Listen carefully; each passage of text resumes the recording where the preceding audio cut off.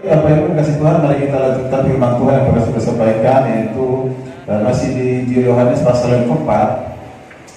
Injil Yohanes pasal yang keempat, yaitu percakapan Yesus dengan perempuan Samaria. Injil Yohanes pasal 4 ayat 19. Silakan. Kata perempuan itu kepadanya, Tuhan datang sekarang padaku bahwa engkau seorang nabi. Dan apa yang kami dengar di atas bumi ini, tapi kami katakan bahwa Yerusalem tempat orang tua. Kata Yesus kepadanya, percayalah kepadaku, hai perempuan, saatnya akan tiba bahwa kamu akan menyembah Bapa bukan di bumi ini dan bukan juga di Yerusalem. Kamu menyembah apa yang dikatakan di tanah, tapi menyembah apa yang dikatakan di tanah, sebab sama ada dari bangsa Yahudi. Tetapi saatnya akan datang dan sudah tiba sekarang bahwa penyembah-penyembah mendapatkan menyembah Bapa dan Roh dan kebenaran, sebab Bapa mendaki penyembah-penyembah demikian. Allah itu adalah siapa menyembah Dia harus menyembah dalam roh dan kebenaran. Jawab perempuan itu kepadanya, aku tahu bahwa Mesias akan datang, yang disebut juga Kristus. Apabila ia datang, ia akan memberitakan segala sesuatu kepada kami. Kata Yesus padanya, aku adalah Dia yang sedang berkata dengan engkau. Pada waktu itu datanglah murid-muridnya dan heran bahwa ia sedang bercakap-cakap dengan seorang perempuan, tetapi tidak seorang pun yang berkata, apa yang kau kehendaki atau apa yang kau bercakapkan dengan dia. Maka perempuan itu mendalam pelayannya di situ, lalu pergi kota dan berkata kepada orang-orang di situ, Mari lihat, di sana ada seorang yang mengatakan kepadaku segala sesuatu yang telah kubuat. Kita lihat di situ. maka mereka pergi ke kota lalu datang kepada Yesus. Sementara itu murid-muridnya mengajak dia, katanya, Rabi, mana?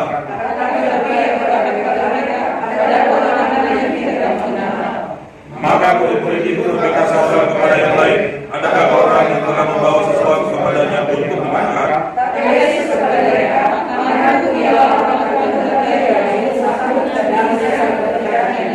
Bukan kamu mengatakan 4 bulan lagi tibalah musim menuai, tetapi aku berkata kepadamu, di atas kelilingmu dan menatap ladang-ladang yang sudah menguning dan akan menuai. Dan yang mengumpulkan buah bukti yang keras, sehingga tanah dan bumi sama-sama berserak-serak. Sebab dalam hal ini yang seorang menabur dan yang lain menuai. Aku sama-sama memulai orang-orang yang susah dapat mendapat hasil usaha mereka. Dan banyak orang Samaria kata itu telah menjadi percaya kepadanya karena perkataan perempuan itu yang bersaksi. Ia mengatakan kepada segala sesuatu yang telah aku perbuat. Ketika orang Samaria sampai kepada Yesus, mereka meminta kepadanya supaya dia kepada mereka. Ia ingin tinggal di situ di lapannya. Dan lebih banyak lagi orang yang menjadi percaya karena perkataannya. Dan mereka berkata kepada perempuan itu, kami percaya, tapi bukan lagi karena apa yang kau katakan. Setelah kami sendiri telah mendengar dia dan kami tahu bahwa dia adalah benar-benar juru selamat dunia. Puji Tuhan. Saya akan mengulangi membaca ayat yang ke-34 dan diakhiri dengan ayat 42. Firman Tuhan berkata demikian. Kata Yesus kepada mereka, makananku ialah melakukan kehendak Dia yang mengutus aku dan menyelesaikan pekerjaannya. Lalu ayat 42, dan mereka berkata kepada perempuan itu, kami percaya, bukan lagi karena apa yang kau katakan, sebab kami sendiri telah mendengar Dia dan kami tahu bahwa Dialah benar-benar juru selamat dunia. Kita baca 41 ya. Dan lebih banyak lagi orang yang menjadi percaya dan karena perkataan Yesus. Tema firman Tuhan disampaikan menurut Injil Yohanes sendiri sudah sampaikan bahwa Kristus itu adalah, masih ingat? Pekerja yang agung atau penginjil yang agung. Lalu kita perhatikan ayat 34, kata Yesus pada mereka, makananku ialah melakukan kehendak Dia yang mengutus aku dan menyelesaikan pekerjaannya. Sehingga saya terlalu ujian dengan mengutip ayat ini. Makananku ialah melakukan kehendak Bapa. Makananku ialah menyelesaikan pekerjaannya. Ya. Nah, kalau kita perhatikan apa yang dikatakan oleh Yesus, Dia datang dari surga turun ke dunia adalah untuk melakukan pekerjaan Bapa, untuk menyelesaikan pekerjaan Bapa. Maka dikatakan Yesus itu adalah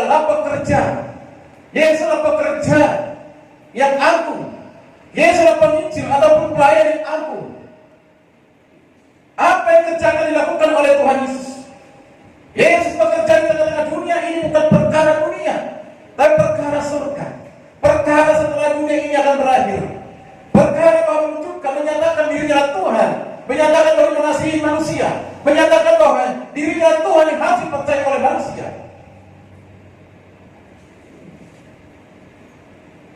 Apa urusannya Tuhan Yesus datang turun ke dunia ini sebagai Tuhan? Maka pernah saya katakan, manusia tidak akan pernah mengenal Tuhan tanpa Tuhan memperkenalkan diri. Terutama setelah manusia jatuh dalam dosa. Setelah manusia jatuh dalam dosa, manusia sudah rusak hubungan dan persekutuan dengan Tuhan. Itulah sebabnya Tuhan ingin mengembalikan rupa dan gambar Allah itu kembali kepada manusia dengan menyatakan diri dalam Yesus Kristus. Amin. Jadi Yesus datang ke dunia ini benar-benar untuk menyelamatkan umat manusia dari dosa. Melakukan pekerjaan itu dengan baik dan sempurna. Dan pekerjaan itu sudah digenerasikan kepada murid-muridnya dan digenerasikan kepada setiap orang percaya. Saudara dan saya adalah pekerja-pekerja Kristus. Amin. Tepuk dulu tangan yang beri tangan. Kita adalah pekerja Kristus. Setelah dalam temanmu, akulah pekerja Kristus. Nah, lalu kalau saudara menjadi pekerja Kristus, apa yang harus kita lakukan?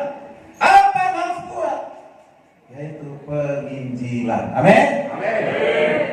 Inilah keteladanan yang ditinggalkan oleh Yesus. Katakan, aku telah meninggalkan keteladanan. Teladan dari mana? Teladan dalam melayani, teladan dalam memberitakan Injil. Lalu mengapa saudara dan saya harus memberitakan Injil? Ada yang tahu jawabannya? Apa alasan mengapa saudara beritakan Injil? Mengapa? Ada yang bisa kasih jawaban? Kalau pun didownload atau apa? Agak seminar. Karena amanat agung. Paling tidak dari 5 alasan, ada 3 alasan mengapa kita beritakan Injil. Yang pertama, karena perintah amanat agung. Pergilah jadikanlah semua bangsa muridku, baptislah mereka dalam nama Bapa, Anak dan Roh Kudus, dan ajarlah mereka melakukan segala sesuatu apa yang diperintahkan kepadamu. Karena perintah ini bukan saja kepada murid-murid pada saat itu, tapi juga itu adalah bagi kita semua. Amin. Itu dengan amanat agung. Perintah. Kalau diperintahkan berarti suatu kehendak Tuhan. Kalau kehendak Tuhan berarti harus dilakukan. Dan yang kedua, selain itu perintah amanat agung, yang kedua, karena semua manusia telah berbuat dosa dan telah kehilangan kemuliaan Allah, dan tidak satupun manusia dapat menyelamatkan diri sendiri dengan cara apapun. Agama tidak dapat menyelamatkan, ibadah pun tidak menyelamatkan, perbuatan baik pun tidak menyelamatkan, keyakinan apapun di dunia ini tidak dapat menyelamatkan. Mengapa? Karena semua manusia telah berdosa. Ini dikatakan Roma 3:23. Dan Roma 6:23, upah dosa ialah maut. Berarti setiap orang percaya, setiap orang manusia di dunia ini dikatakan di amalan perolehan sama maut ataupun sedang menuju kepada kebinasaan, kematian kekal. Maut itu apa? Binasa, kematian kekal. Nanti saudara bisa baca di Wahyu 21:8. Manusia tidak dapat menyelamatkan diri sendiri dengan cara apapun. Itulah sebabnya kita harus pergi memberitakan Injil. Mengapa? Hanya karena Yesus. Karena hanya Yesus satu-satunya jalan keselamatan. Amin. Maka yang ketiga, alasan ketiga, mengapa kita harus beritakan Injil? Ini penting untuk mengingatkan saudara kembali, mengingatkan kita bersama. Karena di luar Yesus manusia binasa. Karena di luar Yesus manusia binasa. Kan sudah jelas dikatakan dalam Yohanes 12:6, akulah jalan, kebenaran dan hidup. Tidak seorang pun yang datang kepada Bapa kalau tidak melalui aku. Artinya apa? Bahwa Yesus satu-satunya jalan keselamatan, jalan masuk ke surga. Tidak ada jalan lain. Berarti di luar Yesus manusia binasa. Wow, luar biasa. Ini bukan masalah fanatisme. Ini yang berkata oleh Yesus sendiri, bukan pendeta, bukan kita. Ada Yesus yang mengatakan. Belum pernah ada satu tokoh agama atau siapapun pernah mengatakan, akulah jalan, akulah kebenaran, akulah hidup. Belum pernah. Tidak ada satu pun yang berani. Tapi Yesus satu-satunya yang pernah menyatakan hal demikian. Akulah jalan, kebenaran, hidup. Dan sudah ribuan bahkan jutaan orang yang percaya ketika mendengarkan Yohanes 14:6 ini. Kalau Roh Kudus sudah bekerja, saudara sekalian. Lalu dikatakan dari Kisah Para Rasul 4:12. Kita tolong baca Kisah Rasul 4:12 para supaya kita tahu mengapa kita harus memberitakan ini. Tetapi kan di sini ya, dikatakan apa? Dan keselamatan tidak ada dalam siapapun juga selain dalam Dia. Sebab Dia bahwa kalau ini tidak ada nama lain yang diberikan kepada manusia olehnya kita diselamatkan. Di bawah kolong langit ini tidak ada nama lain diberikan keselamatan selain di dalam siapa? Yesus. Kalau kita sudah tahu kebenaran ini, lalu kita tidak ada hati untuk memberitakan Injil, luar biasa.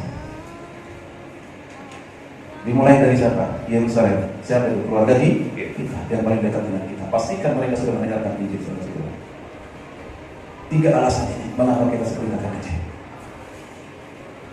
Itu kesempatan sekarang ini, bukan nanti. Bukan dia setelah dia mati. Ini kadang-kadang menghormati orang Kristen kalau setelah mati orang tua baru dihormati, dihargai.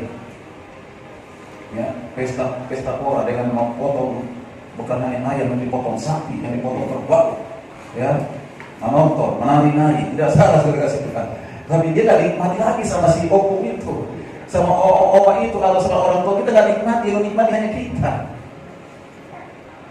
Akan ada yang potong makanannya tinggi.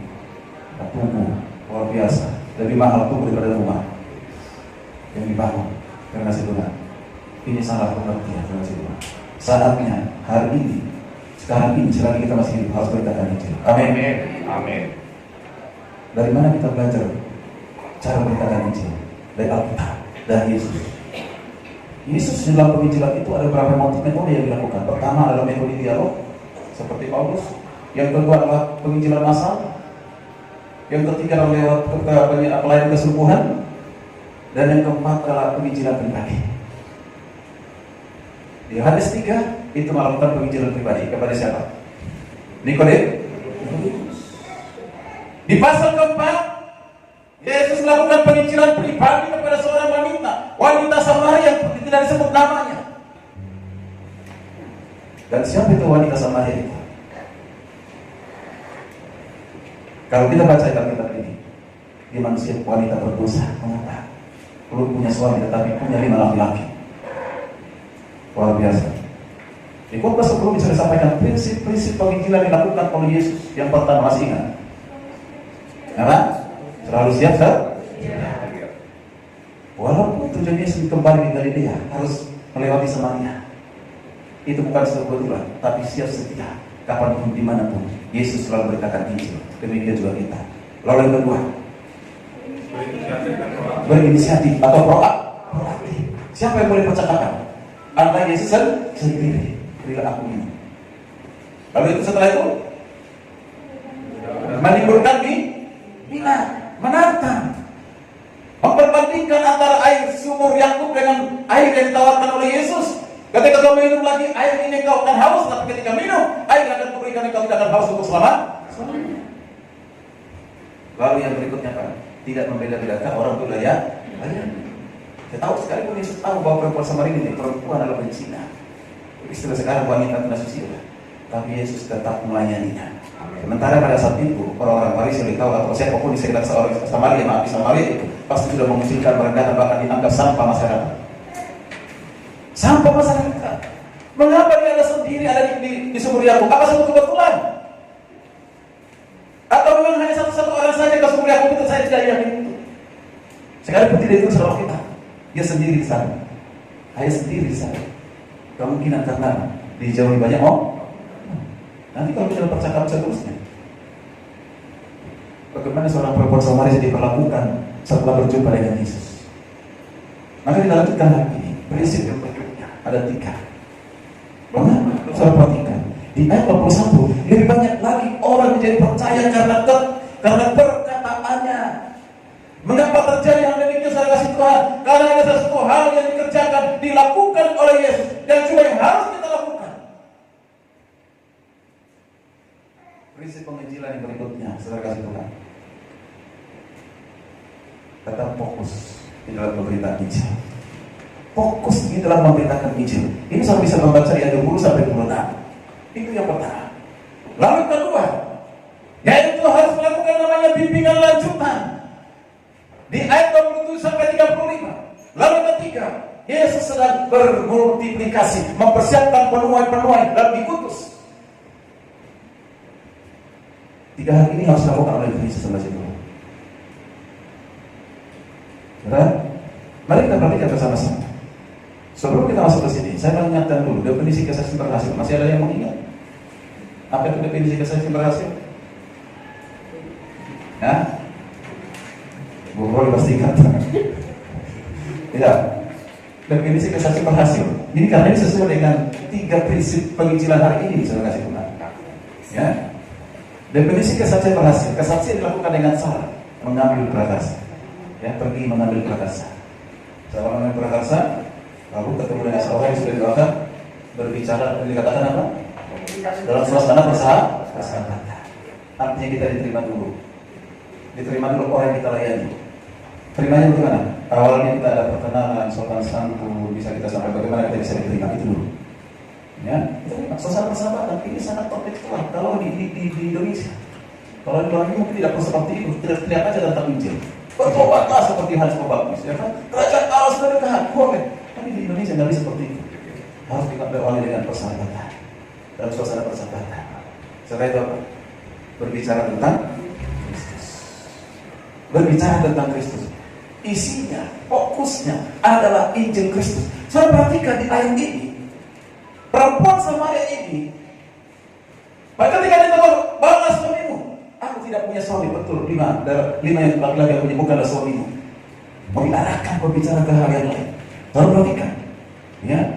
Lalu kata perempuan itu kepadanya, Tuhan nyata sekalian padaku bahwa engkau seorang nabi. Nenek moyang kami menyembah. Nenek moyang kami menyembah di gunung ini, di atas gunung ini. Tapi kamu katakan, oh Yerusalemlah tempat untuk orang menyembah. Kata Yesus kepadanya, percayalah kepadaku, hai perempuan, saatnya akan tiba bahwa kamu akan menyembah Bapa bukan lagi di gunung ini dan bukan juga di Yerusalem. Kamu perhatikan, ayat 22. Kamu menyembah apa yang tidak kamu kenal dan kami menyembah apa yang kami kenal, sebab keselamatan datang dari bangsa Yahudi. Wow, luar biasa. Perempuan Samaria ini membawa Yesus untuk berbicara tentang teologi penyembahan. Ada fokusnya tadi bukan masalah itu. Masalah suami, pertama masalah sumur, masalah air, lalu masalah suami yang berdosa. Perempuan Samaria tapi dialihkan. Seolah-olah ada perdebatan di situ. Berkasih Tuhan. Tapi perhatikan Yesus. Tetap memang menjelaskan kepada perempuan Samaria ini. Kalau menurut mereka di Gunung Gerizim adalah tempat penyembahan. Gunung Gerizim kalau pada saat itu Gunung Gerizim adalah tempat penyembahan. Menurut mereka di situlah penyembahan yang sah yang benar, bukan di Yerusalem. Kamu perhatikan ini. Dan ini di situ, sebenarnya mereka menyembah atas gunung ini, tapi kalau katakan, oh Yerusalem adalah tempat orang menyembah. Kalau tempat penyembahan itu dibatasi, hanya di tempat tertentu. Tapi kita perhatikan di sini Yesus mengatakan, kamu menyembah apa yang tidak kamu kenal. Kamu menyembah apa yang kami kenal, sebab keselamatan datang dari bangsa Yahudi. Selain Yesus mengajarkan tentang penyembahan, bukan lagi di tempat ini, bukan lagi di Yerusalem, tapi menyembah dalam roh dan kebenaran. Lalu dikatakan engkau tidak mengenal siapa yang kau sembah. Kalau engkau mengenal siapa yang kau sembah, tidak ditentukan lagi penyembahan itu di tempat tertentu. Orang yang sudah mengenal Yesus mengenal Tuhan. Dalam penyembahan yang dikerjakan dilakukan dalam kehidupannya, Allah menyembah dalam roh dan kebenaran. Amin. Amin. Roh kita dengan roh Tuhan menyatu dalam penyembahan, didasarkan kepada pengenalan kita akan Kristus yang adalah kebenaran. Semakin kita mengenal Kristus yang adalah kebenaran, atas dasar itulah kita menyembah Tuhan. Besar dan ajaiblah karyamu, adil dan benarlah jalanmu, Raja segala bangsa yang maha kuasa, mulia namamu, layaklah segala bangsa sujud kepadamu. Kau Allah yang kudus, disebar. Saya ulang itu diambil dari mana? Dari Alkitab. Amin. Nah, saudara semua, mari kita perhatikan di sini. Yesus memang mengajarkan tentang pujian penyembahan yang benar. Betul diajarkan kepada perempuan Samaria ini, tapi Yesus tetap fokus dengan penginjilan. Yesus mengatakan, berkasih Tuhan, percayalah kepadaku. Apa percayalah kepadaku? Nah, kalau kita perhatikan ayat selanjutnya mengatakan demikian, keselamatan datang dari bangsa Yahudi. Keselamatan dimulai dari bangsa Yahudi. Di sanalah Yesus menyatakan diri sesuai dengan nubuatan Yesaya, sesuai dengan nubuatan Mika. Keselamatan dimulai dari bangsa itu, maka diteruskan kepada bangsa-bangsa lain. Artinya keselamatan itu hanya di dalam Yesus Kristus. Amin. Tidak ada di tempat lain. Maka perhatikan ini, Yesus tetap fokus dalam pemberitaan Injil, fokus tentang pemberitaan dirinya sendiri sebagai juru selamat. Maka dalam penginjilan sama si Tuhan, hindarilah perdebatan. Hindari perdebatan. Tidak perlu saudara lebih tahu tentang agama orang lain. Tidak perlu kita harus menyampaikan keyakinan orang lain kalau kita tidak menguasai hal itu, kecuali kita menguasai. Seperti Bambang Torsino, kan? Hebat. Dia kuasai bahasa Arab, dia kuasai bahasa Ibrani, dia kuasai bahasa Yunani. Bahasa Inggrisnya juga mantap. Sejarah dia tahu luar biasa. Sehingga tidak aja berdialog tentang apapun dipakai luar biasa. Bahkan di perguruan tinggi agama lain diundang sebagai narasumber berbicara tentang Alkitab. Wah, dia sampaikan hebat, luar biasa. Pertanyaan-pertanyaan begitu menyerang, dia tetap tenang untuk menjawabnya, dan jawabannya sangat ilmiah dan alkitabiah. Luar biasa. Bahkan itu saudara harus ikuti di YouTube itu. Saya senang mendengar itu. Kan? Bahkan diundang suatu narasumber, ada narasumber beberapa berasal termasuk ada Mahfud MD, Menko Polhukam di sampingnya. Ketika mendengar penjelasan dari Bambang Torsino sampai bengong, kagum mendengar penjelasan itu. Luar biasa.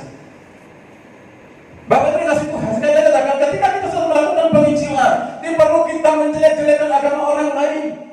Tidak perlu kita harus tahu lebih banyak agama orang lain. Tapi beritakan, fokuslah bahwa Yesus mengasihimu. Bukti kasihnya bahwa Yesus datang ke dunia ini, dia menjadi manusia, dia mati di kayu salib, dan dia telah bangkit di hari ketiga. Dia naik ke surga dan akan datang kembali. Dia lakukan itu semua dalam untuk dirimu. Amin. Kita fokus, bukan usah yang lain. Perdebatan tentang agama, perdebatan tentang kalau sesama orang Kristen, perdebatan tentang baptisan dan yang lain sebagainya.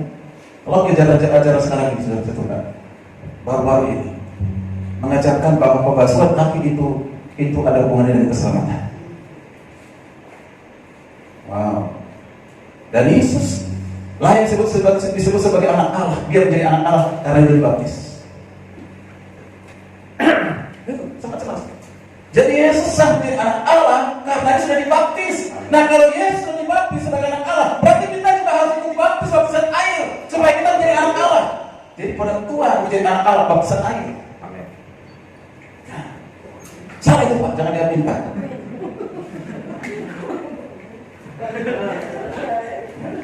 Yang menyelamatkan itu adalah baptisan Roh Kudus. Lalu baptisan air itu adalah proklamasi. Ya, proklamasi. Inilah anakku yang kasihi, Yesus. Jadi itu proklamasi bukan untuk menjadikan dia menjadi anak Allah, sangat keliru. Ini satu proklamasi bahwa anak Allah sudah datang ke dunia, disaksikan oleh Bapa, dan anak itu sendiri disaksikan oleh Yohanes Pembaptis, dan ada di situ Roh Kudus. Makanya keliru sekali kalau saudara tentang Tritunggal dihubungkan dengan 1 Yohanes 5 ayat yang ke-7 dan ke-8. Ini ayat yang digunakan orang tertentu bahwa Bapa, Anak, dan Roh Kudus itu adalah satu pribadi. Tidak ada 3 pribadi. Wow, inilah pentingnya bimbingan lanjutan. Amin. Bimbingan lanjutan itu adalah untuk menyampaikan firman Tuhan yang masih, kalau dikatakan ini belum yang keras, harus yang lembut dulu. Makanan yang lembut dulu, artinya yang dapat dipikirkan dengan mudah. Maka selalu dikatakan dari orang yang percaya kepada Kristus, yang baru percaya kepada Kristus, baca Yohanes 3. Jangan langsung baca Bilum Jemaah, Bilum Abu, Amsal, Bilangan, susah. Baca pasal ayat 3. Kenapa?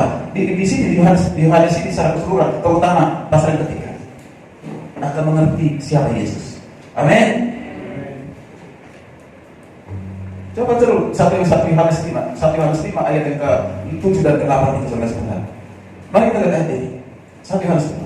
Nah, makanya kita perhatikan Yesus di sini mengarahkan, bukan hanya kata percayalah kepadaku, juru selamat datang dari bangsa Yahudi, tetapi Yesus mau bersedia tinggal bersama-sama dengan mereka. Saudara baca nanti ayat yang ke-27 sampai 35. Yesus mau tinggal bersama-sama dengan mereka. Apa yang dilakukan Yesus pada saat itu? Dia bukan untuk numpang makan, numpang duduk, numpang minyak, tidak, bukan untuk minyak, bukan relasi Tuhan. Tapi yang dilakukan apa? Mengajar mereka tentang Injil, mengajar mereka supaya mereka mengenal siapa sesungguhnya Yesus yang ada di depan mereka. Dia akhirnya melakukan bimbingan lanjutan supaya jangan salah untuk mengerti pemahaman.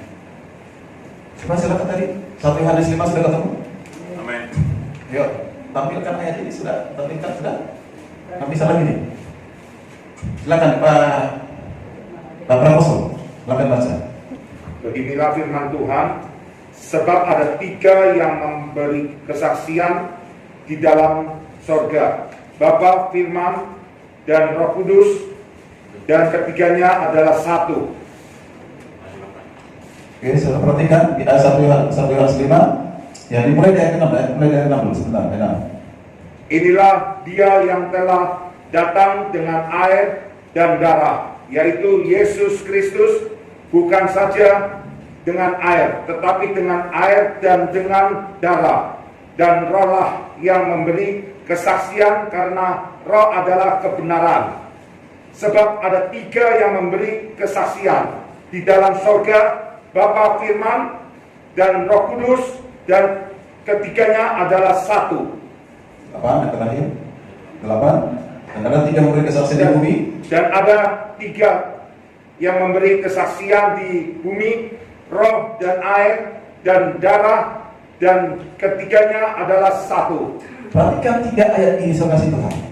Ini ayat dasar yang digunakan oleh orang tertentu, pokoknya yang sedang viral pada saat ini, yang mengatakan sebagai dasar penolakan terhadap Tritunggal, Trinitas.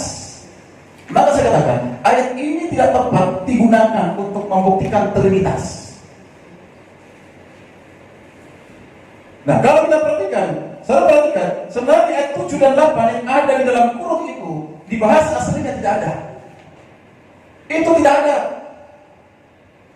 Jadi sangat keliru kalau menggunakan ini dasar untuk menolak Tritunggal, Trinitas. Kalau mau kita perhatikan maksudnya Yohanes apa, saudara kasih Tuhan? Ini lagi-lagi Yohanes ini mau memproklamasikan, mau memperkenalkan Yesus adalah anak Allah. Yesus adalah dikatakan Mesias. Karena di judul di perikopnya juga sudah ada di situ. Itu kan Allah, dengan saya perhatikan di ayat yang sebelumnya, iman mengalahkan dunia dan kesaksian tentang anak Allah. Jadi dikatakan begini, jelas di ayat ini sudah mengatakan dia satu Bapa, itu satu dengan anak, Roh Kudus, 3 pribadi, 3 yang diaku sebagai Trinitas. Itu tidak 3, tapi itu ada satu pribadi. Bapa itu adalah Yesus sendiri, Yesus itu Bapa sendiri, Roh Kudus adalah anak sendiri. Yang membedakan hanya peranannya, Bapa sebagai pencipta, anak sebagai penyelamat, Roh Kudus sebagai penghibur. Ini adalah pemahaman yang keliru. Alkitab sangat keras mengatakan, dan terpapar banyak Alkitab menunjukkan 3 pribadi, Bapa pribadi sendiri, anak pribadi sendiri, Roh Kudus adalah pribadi sendiri. Amin. Makanya pengakuan iman Rasul itu sudah benar, tidak boleh lagi diubah. Sehebat apa hamba-hamba Tuhan sekarang? Bagus satu aja sudah merasa hebat. Dan dibandingkan dengan bapak-bapak gereja yang merumuskan itu, dituduh lagi bapak-bapak gereja itu bukan murid-murid Yesus. Murid-murid Yesus tidak pernah mengatakan ada 3 pribadi. Yohanes Pembaptis saja sudah membuktikan hal itu di kitab Yohanes, bahkan di kitab Wahyu. Itu murid rasul. Bapak-bapak gereja itu bukan mendirikan atau mempertuhankan, menjadikan Yesus Tuhan, tidak. Mereka hanya merumuskan, menjelaskan lewat penelitian yang mereka sudah kerjakan. Supaya apa? Supaya jangan orang-orang percaya tersesat pada saat itu. Nah, sekarang ini terlalu banyak muncul apa itu namanya Islamisme modern. Muncul lagi sebenarnya. Zamannya Yesus sudah ada, zamannya bapak-bapak gereja sudah ada, dan dimunculkan lagi. Sebelum ada YouTube kita nggak tahu hal itu, tapi sekarang ada YouTube, waduh, orang semakin banyak katanya nanti ada generasi Tuhan. Di Kimi Immanuel Bekasi menolak ajaran yang mengatakan Bapa, Anak, dan Roh Kudus adalah satu Tuhan. Amin. Kita tolak ajaran itu. Yang kita terima dan diimani adalah Bapa adalah pribadi sendiri, Anak adalah pribadi sendiri, Roh Kudus adalah pribadi sendiri. Amin. Dan ada di dalam kekekalan. Inilah yang diajarkan oleh Yesus kepada para Samaria dan banyak orang ikut pada saat itu. Di ayat yang selanjutnya kalau kita kembali sama kasih Tuhan. Dan sebelum bicara kembali ke Yohanes pasal ke-4 tadi, ini bisa dikatakan apa dimaksud dengan sini satu? Perhatikan, satu itu 2 kali di Yohanes tadi dikatakan Yohanes 1 Yohanes 5 ayat 7 dikatakan sebab ada 3 yang memberi kesaksian di surga, Bapa, Firman, dan Roh Kudus, dan ketiganya adalah satu. Dan ada 3 yang memberi kesaksian di bumi, dan roh, air, dan udara, dan ketiganya adalah satu. Lalu dikatakan ketiganya adalah satu, 2 kali ketiganya adalah satu. Ini bukan menunjukkan bahwa 3 pribadi satu, bukan.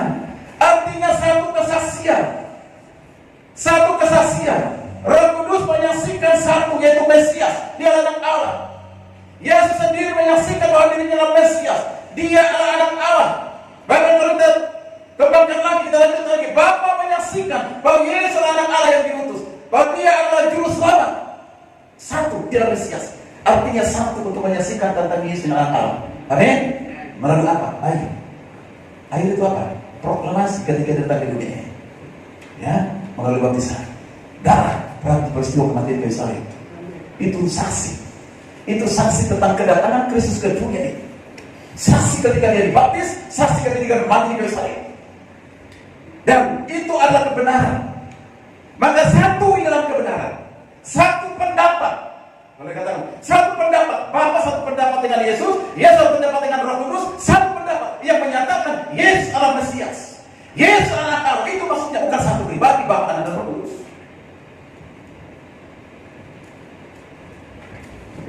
Maka sangat dangkal, sangat keliru kalau mengatakan ini satu dalam hal pribadi. Kalau kita masukkan dalam Yohanes 10 ayat 30, aku dan Bapa adalah satu. Kenapa gak ditambahkan aja oleh orang itu ayat itu untuk mendukung ayat ini? Lalu katakan lagi berarti Bapa dengan Anak satu pribadi. Lalu kalau dibaca ayat 29, 28, konteksnya 27, dalam arti apa? Aku dan Bapa adalah satu di dalam hakikat, satu di dalam keilahian. Amin. Tidak ada yang mayor dan tidak ada yang minor. Tidak ada yang lebih tinggi, tidak ada yang lebih rendah. Yesus setara dengan Bapa. Amin. Roh Kudus setara dengan Bapa. Sehakikat. Seperti pujian yang sudah sering kita nyanyikan. Ini harus masuk di dalam bimbingan sergasi Tuhan. Nah, kita kembali kepada firman Tuhan tadi. Jadi hal yang kedua, pentingnya untuk melakukan bimbingan lanjutan bagi mereka yang baru mendengar Yesus. Perempuan Samaria ini yang baru mendengar Yesus mengatakan engkau nabi, tapi sekarang engkau Mesias. Lalu dia percaya. Yesus mengadakan bimbingan bukan saja perempuan Samaria ini, tapi ada orang-orang lain. Kalau sudah baca tadi ayat yang ke-27 sampai 35 berkata demikian saudara Tuhan. Luar biasa. Kita perlu ada kebersamaan dengan orang yang baru di dalam Kristus. Kita perlu ada kebersamaan bersama-sama dengan orang yang baru di dalam Kristus. Dalam apa? Kelompok bersama atau kita kunjungi di rumahnya. Amin. Sebelum orang lain mendahulunya, karena sekitar kita banyak juga penginjil-penginjil yang lain. Dalam arti menyampaikan Injil yang lain, yang menolak Yesus sebagai Tuhan. Dia hanya manusia biasa yang patut diteladani. Ada di sekitar kita. Mereka menggunakan apa? Menggunakan Alkitab juga. Jangan terjebak dengan menggunakan Alkitab mereka orang Kristen. Mereka lakukan menolak ya Yesus sebagai Tuhan, tapi Yesus itu hanya sebagai pengantara saja. Salah dan keliru. Hati-hati anak-anak kita, jangan sampai diombang-ambingkan dibawa kepada pengajaran saksi bahwa ini. Lalu kita wajib perhatikan.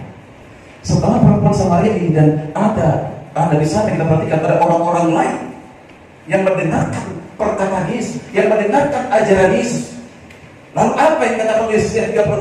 Ayat 36 sampai 42. Ini yang ketiga, prinsip dalam penginjilan supaya penginjilan efektif dan membawa banyak jiwa kepada Kristus. Ayat 35 saya perhatikan.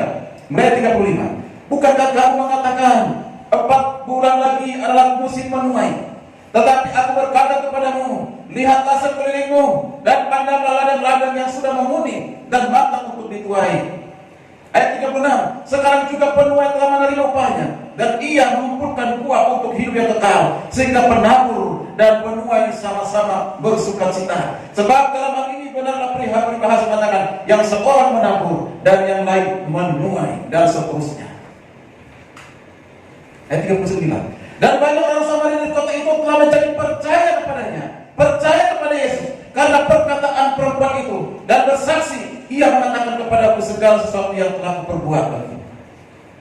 Terkasih Tuhan, maka yang ketiga terkasih Tuhan, Yesus sedang mempersiapkan, dan dia mempersiapkan namanya bermultiplikasi rohani. Dari mana kita buktinya? Pertama, dia bimbing, diarahkan, perkenalkan dirinya, dia bimbing perempuan Samaria. Nah sekarang pergi perempuan Samaria ini pergi. Setelah dia percaya pergi itu apa? Memberitakan kepada orang-orang lain bahwa Yesus sudah datang. Yesus sudah datang.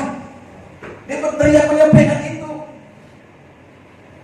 karena mereka mau menanti kedatangan Mesias itu, dan sehingga pada saat itu orang-orang Samaria banyak percaya melalui Injil yang diberitakan oleh perempuan Samaria ini. Seorang wanita tunasusila yang tadi tidak berharga, sekarang berharga di mata Tuhan. Berharga di mata Tuhan setelah berjumpa dengan Tuhan, diubah oleh Tuhan. Seperti lakukan Rasulullah ini. Apa dia katakan? Kau diubah menjadi berharga di mata Tuhan. Diubah sekarang menjadi kesaksian. Itu dia Mesias, sudah datang luar biasa. Lalu selanjutnya saya kasih Tuhan. Ayat 40. Ketika orang-orang Samaria sampai kepada Yesus, mereka meminta kepada supaya tinggal pada mereka, dan dia pun dipanggil di situ dan dikatakan dan 2 hari lamanya. Ini Yesus tinggal di sana kasih Tuhan. Apa yang dilakukan oleh Yesus tinggal, apa dikerjakan dengan oleh secara tinggal bersama-sama dengan orang Samaria ini? Cepat saya katakan tadi itu adalah membimbing, mengajar, bermultiplikasi, mereproduksi dirinya supaya ketika dia tinggalkan dunia ini sudah ada orang yang melanjutkan pekerjaannya. Maka kita perhatikan ayat 21, dampak yang luar biasa setelah Yesus tinggal membimbing mereka, mengajar mereka, dan lebih banyak lagi orang yang menjadi percaya karena perkataannya.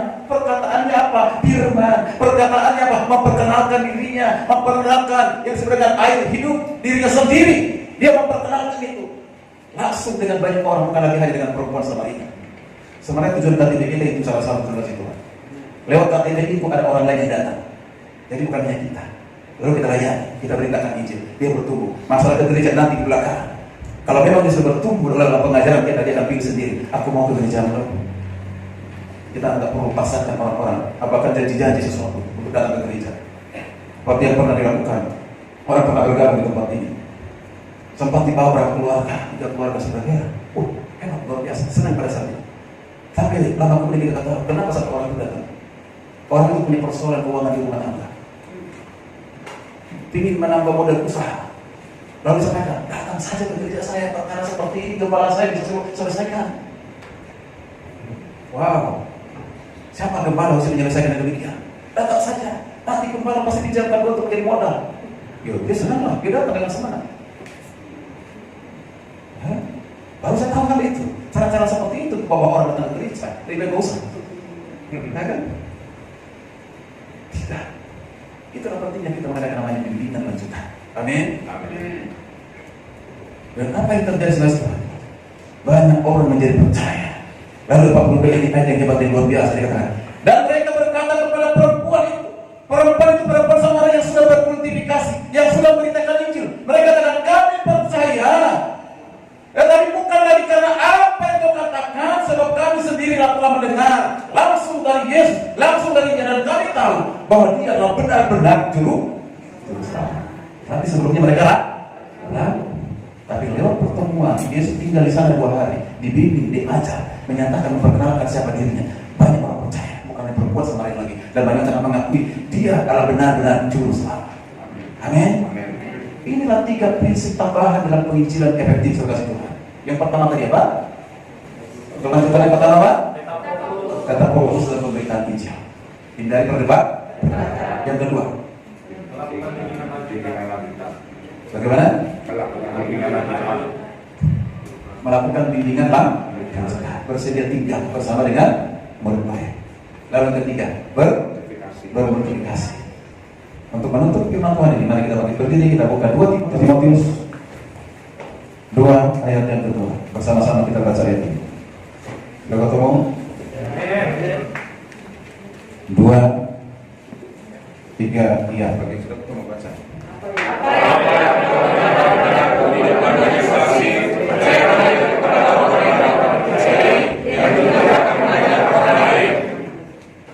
Apa yang telah kau dengar daripadaku, bila banyak saksi, percayakanlah itu kepada orang yang dapat percaya, yang juga dapat mengajar orang lain. Yesus mempercayakan Injil kepada Paulus. Paulus juga mempercayakan Injil kepada Timotius. Dan harapan Paulus kepada Timotius supaya mempercayakan juga Injil itu kepada orang-orang lain yang setia, yang dapat mengajar. Amin. Apa yang saya percayakan kepada saudara saya, jangan hanya berhenti di kita. Percayakan itu kepada orang lain. Dan kita berharap orang lain dapat menyampaikan juga kepada yang lain, sehingga terjadi multiplikasi rohani. Amin. Mau terjadi multiplikasi rohani? Amin. Mau banyak orang lebih mendengarkan Injil dan percaya kepada Kristus? Amin. Mari melakukan prinsip-prinsip penginjilan Kristus dalam Yesus.